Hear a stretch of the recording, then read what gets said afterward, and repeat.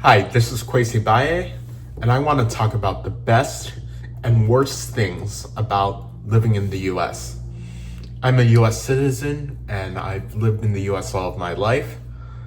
Here are some of the things I've noticed from my time here, and I've traveled to many different countries around the world that don't have the same features that the US has.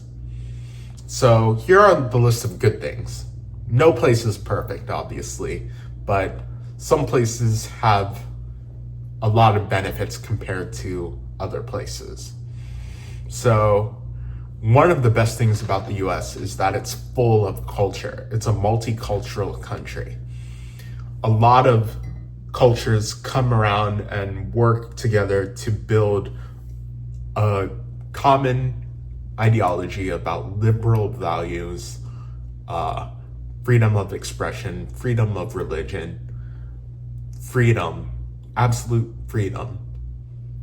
Well, not absolute freedom, because the US isn't free in all ways, but there's a huge aspect of civic virtues that come with being a US citizen, and everyone around the world comes here to participate in that life and also pursue their own happiness.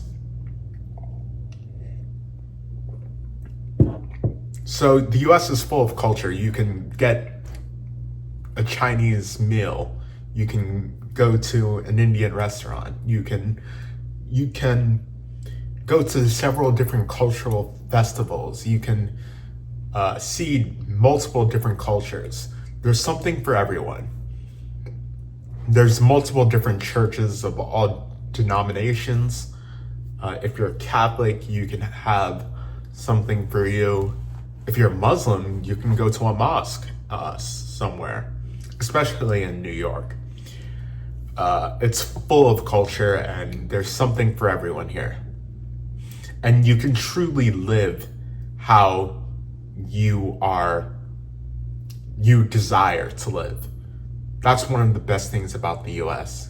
You can live in a way that truly aligns with your values, aligns with your culture, and aligns with your belief set. The US has a culture of like pilgrims, religious radicals moving to their own country, to a new place, to a new territory, to live in the way they wish to live and to follow their beliefs. So that's a good thing about the US.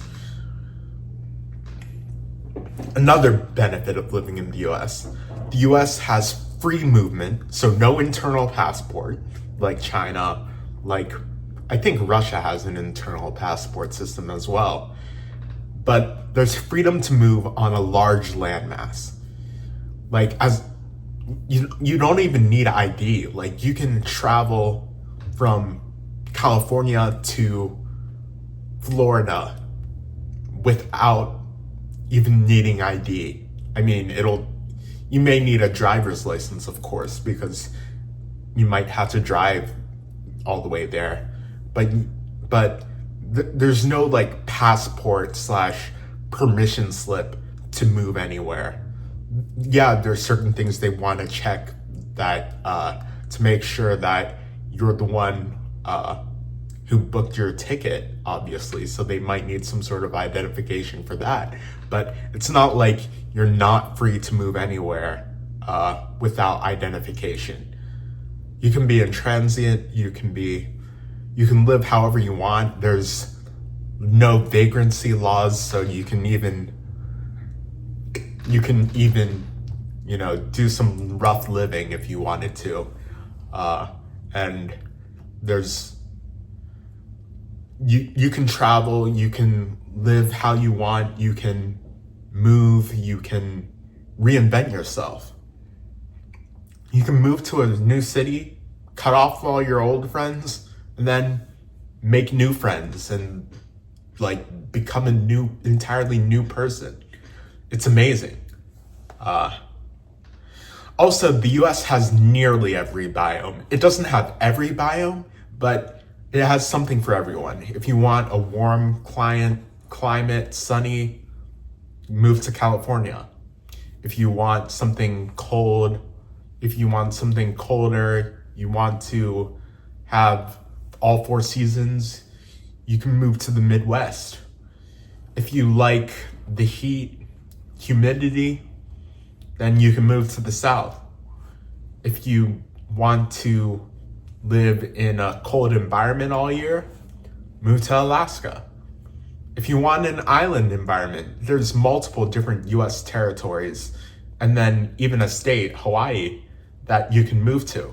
It has every biome. Another benefit about the US. The US has, like, if you live in the US and you're a citizen, you have easy access to credit, thousands of dollars. Right now, if I wanted to, let's say I could max out my credit cards and get about $40,000. I don't want to do that because I'd be paying a usurious interest rate, but I have access to credit when I need to tap into reserves, just in case there's an emergency or if I need to spend something, I can spend regularly, build my credit, and then, you know, if I want to start a business, I can easily obtain a loan based off of how credit worthy I am. And since in the US there's high wages, high salaries, you can potentially use credit to grow and become a millionaire, even a billionaire, perhaps. Banking and finance is highly developed here. It's hard to be underserved, at least by one fintech. Even the people who don't have that much money, they have PayPal, they have Zelle, they have multiple things. They have Venmo. There's multiple things you can use in order to get paid and in order to access your funds. So there's a lot of things you can do in the US. It's an amazing place. But there are some negatives. The first negative of living in the US is that the federal government is way too powerful. You've heard of instances of the president sending the National Guard to a state without the governor's consent. Pretty much, the US power system is it's very top heavy currently. The executive is too powerful. The federal government passes laws all the time. It's too top heavy. And there's not much of localism, so people have less sense of power over their own lives. People aren't incentivized to vote because, you know, the people who are in control are the people out in Washington, D.C., hundreds, maybe even thousands of miles away from them.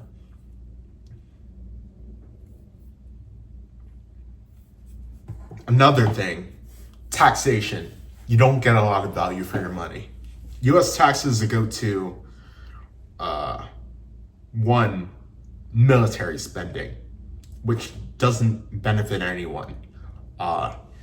It's used to bomb other countries. It's used to enforce U.S. hegemony, whatever that means.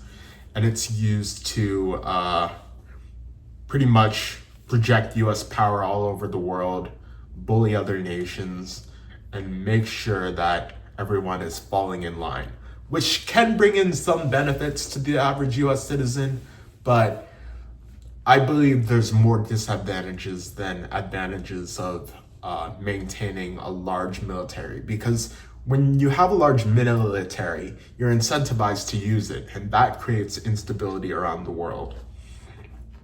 And you already see, like, countries militarizing in response to the US militarizing. not to say we should beat swords into plowshares, but there's a lot of dangers of having a huge military and having a huge federal government that's too powerful. Another thing in not too much value for money, like we have a system of social security in the US, and pretty much our taxes go to Social Security, Medicare, Medicaid. Pretty much it's transfer payments from the young to the old. And right now, Social Security is roughly 7% of your paycheck. It's paid through payroll tax. And the issues with Social Security is that you can get a higher yield investing for yourself. And if you had individuals contributing their own money, having it have a mandatory forced savings program, but having a defined contribution program instead of a defined benefit program, Social Security could be more solvent, and we wouldn't have that much of an issue, and people would be able to save a lot more, and there'd be a lot more benefits to having Social Security because you can get a higher yield than the Social Security Trust Fund. Another thing, there's Medicare and Medicaid, the US health system. The US health system is very expensive. It has the worst of both worlds. It has government interference where it shouldn't, which increase cost, and yet at the same time it doesn't have government interference in the places where it needs to keep costs low. So it's the worst combination of a private system and a government system, which leads to higher costs for everyone, which leads to more unrest, more people demanding more funding for healthcare instead of lowering the cost of healthcare. Part of it is there's multiple problems, like the cost of doctors are too high because we have this system that regulates licensing of medical professionals, and essentially there's a shortage of doctors in the US because they're not allowing everyone who is able to become a doctor to become a doctor. There's limited slots in medical schools. So there's multiple problems with the US system. And yeah, there's another issue with the US system is that there's a lack of personal freedom where it counts. For example, privacy. Someone somewhere is spying on you. Like if you have a phone, if you have a computer, if you have anything that connects to the internet, anything that is detectable from a long range distance, you're being spied on. You also don't have economic freedom. You can't trade with who you want. There's restrictions on what you do when you're in foreign countries as a US citizen. Like for example, if you're a US citizen living abroad, there's so many regulations you have to follow. You have to, banks have to report your assets and income and your financial information to the US government, and banks won't take you because that kind of stuff is super expensive. So there's a limited amount of options a US person living abroad can take to have their finances in order, no matter how rich they are.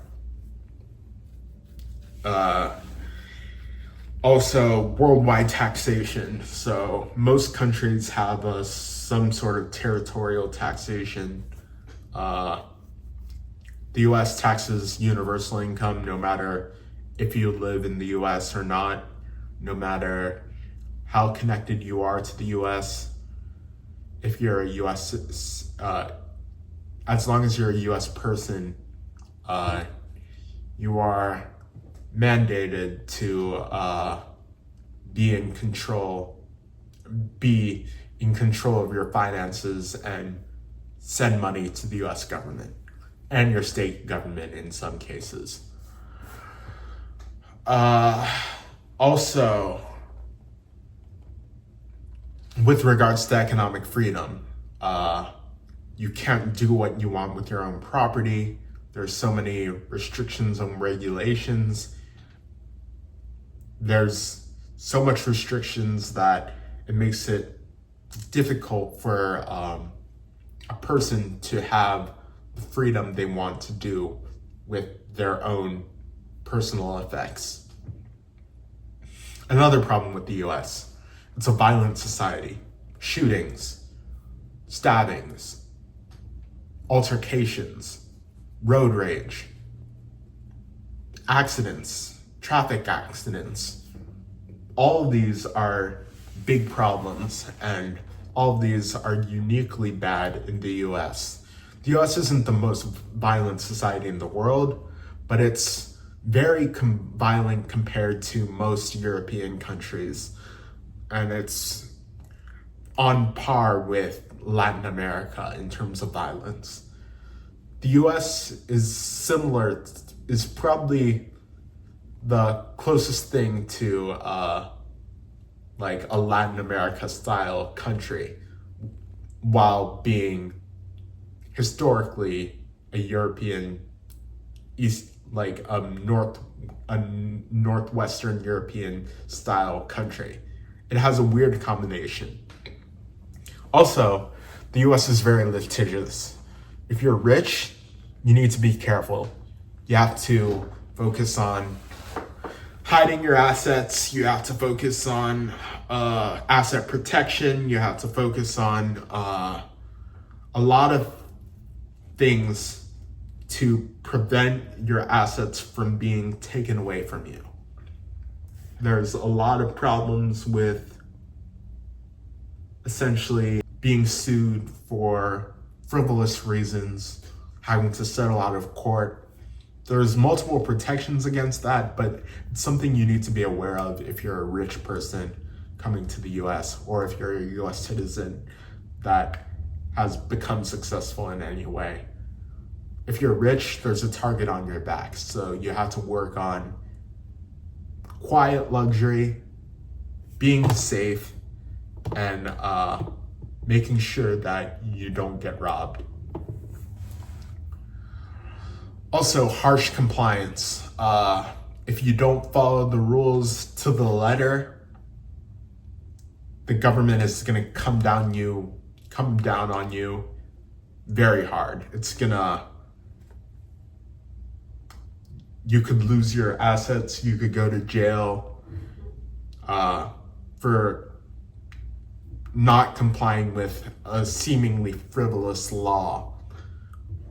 Part of this is due to the US's litigious nature. It's a society of lawyers, not a society of doers. There's an attitude towards law and order that is almost backwards, in fact. The US is violent in some ways and litigious in other ways, and harsh on people who try to follow the rules but makes mistakes. Another bad thing about the US, it's important that you are good with money in order to succeed. If you're not good with money, you're gonna struggle a lot. You're going to lose your income, lose your effects. You're going to struggle a lot, and that is not a good thing. Fools suffer. So, with all these things, was there an ideal time to live in the US? Well, that's an interesting question, because The US wasn't always like this, and there were times that were better in some ways and worse in some ways. I have an example of a good time where it was to be a US citizen based off of standard of living increases, based off of taxation, based off of personal freedom, based off of multiple things. But it wasn't a perfect time. I guess I would say the best time to live in the US was probably shortly after the Civil War, 1870 to 1910, for multiple reasons. First of all, people didn't expect the government to take care of them. There wasn't necessarily this was a time of peace. The government wasn't expected to take care of you. Everything was on you and your family. You had ultimate responsibility, but in that case, you had ultimate freedom. There was no income tax. It was considered unconstitutional in various court decisions, and that was a relief because income taxes are probably some of the most unjust taxes. It was the first time when non-white lives were getting better, before Jim Crow took effect. This was Reconstruction era, and this was when the US was in its age of captains of industry and industrialization. Because there was an improvement in lives Black and brown people's lives after the Civil War. Like, some Black people were elected to legislatures. There was more freedom for more Black people, and I guess if Reconstruction succeeded, the US would have been a racially blind or a more racially unified country a long time before the Civil Rights Act was passed. If Reconstruction was a success, there would be no Jim Crow. It would have been a much better society, and it's unfortunate that we didn't move that way, and it took years before racism was unacceptable. There was rapid economic growth with little regulations in this era. So if you want to build a factory, no permitting. All you have to do is buy the land. There's a little corruption, so you might have to pay someone off, but essentially there was less red tape and regulations on what you can and cannot do with your properties, so you can essentially build factories, you can build systems, you can mine, you can do a lot of things without having a huge regulatory apparatus bother you. Factories used to be in cities where people moved to. Also, we had the gold standard. That means that your money stayed valuable. Instead of inflation of 2 to 3% a year, instead of hyperinflation in the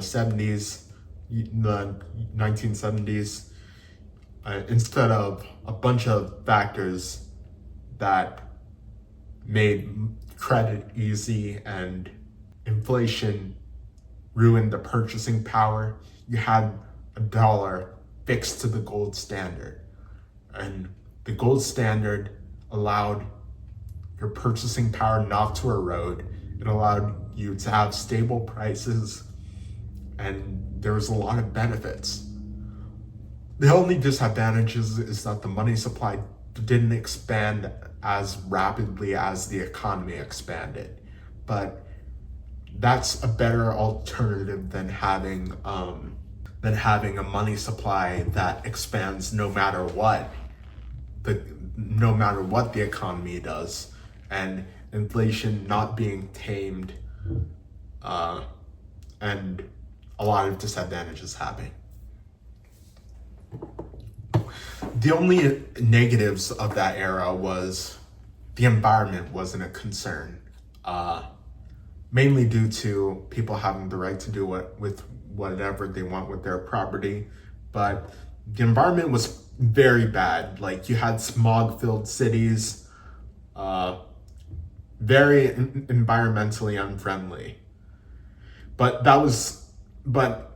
in that case, the U.S. was like a third world country in that time. Like, there was the U.S. was growing rapidly. It was a developing economy. It was catching up with the great powers. It was becoming a more developed economy, and part of that takes some pollution. So, although the environmental protectionists would have not liked that era, I think that era would have probably been the era where a person like me would be most happy. Excluding the racism of that era, excluding a bunch of factors, but let me know what you think about the best and worst things about the US, and when do you think was the most ideal time to live in the US? Are you a capitalist like me who thinks that the Gilded Age was the best era, or do you think that the best era was somewhere like the 50s and 60s, where the US was the only game in town in the economic landscape? Do you think the best time of the US was the early US, where only property owners could vote? Do you think that the best time of the US is now, which, that would be an interesting take, but there's a lot of debate with when was the best time to be an American citizen. Anyways, that's me talking about the best and worst time to live in the US, the best and worst things about the US, and let me know what you think in the comments.